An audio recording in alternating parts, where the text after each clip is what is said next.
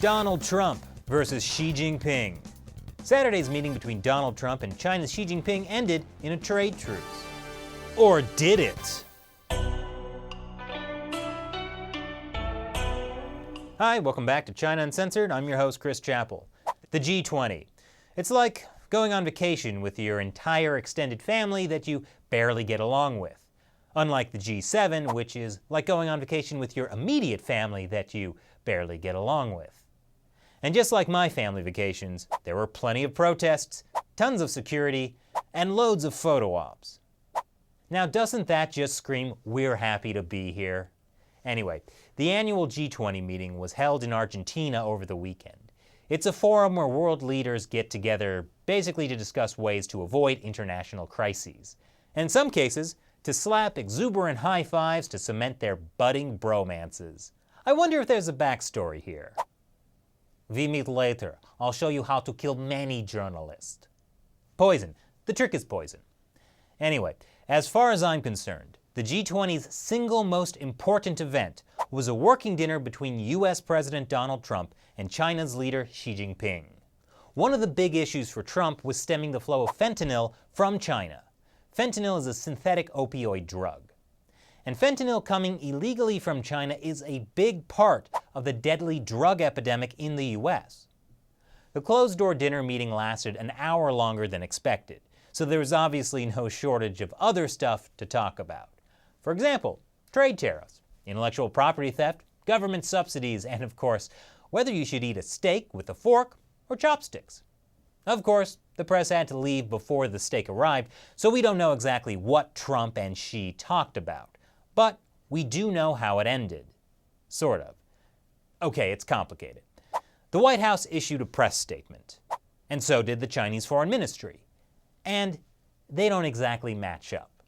The US said China would designate fentanyl as a controlled substance, meaning that people selling fentanyl to the United States will be subject to China's maximum penalty under the law. But China merely said it would start working to adjust related regulations. Those two statements are not the same. It's like your wife expects you to fix the garage door, but technically, you only agreed to start exploring garage door related issues. Now, when it comes to trade, there was also a bit of a mismatch. Originally, the US was going to raise tariffs on $200 billion worth of Chinese goods from 10% to 25%, starting on January 1st. After the meeting, according to the White House, Trump agreed to delay those tariffs for 90 days. That aims to allow both sides to reach an agreement on structural changes with respect to forced technology transfer, intellectual property protection, non-tariff barriers, cyber intrusions, and cyber theft. But did the Chinese Foreign Ministry admit to any of those things? Of course not. They just said both sides reached consensus and agreed not to impose new additional tariffs. Wait. Did they not hear the "for 90 days" part? Or did they just forget to write it down? Also, according to the White House, China will agree to purchase a not yet agreed upon but very substantial amount of agricultural, energy, industrial, and other product from the United States to reduce the trade imbalance. But the Chinese statement merely said it will work to open its market, expand imports, and resolve economy and trade-related issues. And they called on the two sides to realize cooperation for win-win results. And of course that the foundation and premise of any positive moves is a concrete agreement featuring mutually beneficial and win-win results. Yes, it's win-win. China has even said they're going to allow Trump's speeches on state-run CCTV, with some minor edits. We're going to win with trade. We're going to win with health. We're going to win at so many levels. We're going to win. You're going to get so tired of winning. You're going to say, Mr. President, please, we don't want to win anymore. It's too much. And I'm going to say, I'm sorry. We're going to keep winning. I guess that's what happens when you make deals with Winnie the Pooh. That being said, it's possible the Chinese Communist Party has a somewhat different definition of win-win.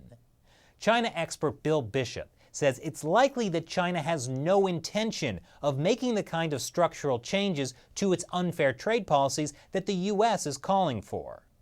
The Chinese are always playing for time, he says, and any pause that involves more talking is a victory for Beijing, as it only adds to the chances they have for a shift to a more favorable U.S. domestic political environment. This is echoed by the South China Morning Post, which argues that now comes the hard part, making good on China's trade war truce promises. And that, according to Nicholas Consinari, director of the research firm Rhodium Group, just doesn't seem likely. We've got a window now to see how serious the Chinese government is about moving forward with structural economic reform, he said, and recent history doesn't lead us to a very optimistic place.